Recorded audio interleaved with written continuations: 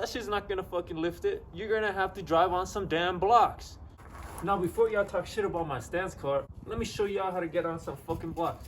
Step 1, stop being fucking lazy. Take off that damn bumper. Now, if you're like me, all about stance, we're gonna close this engine right here. The hood, I mean. Look around your yard for a few bricks and a 2x4.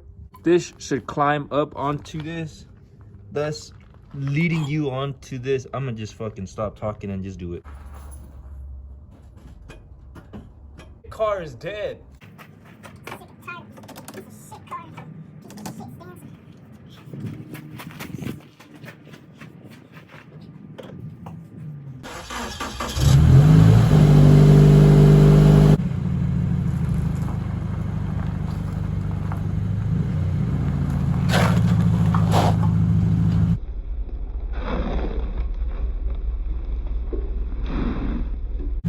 Alright guys, I'm gonna just go inside. Fuck stance cars. I'm out. Till next time.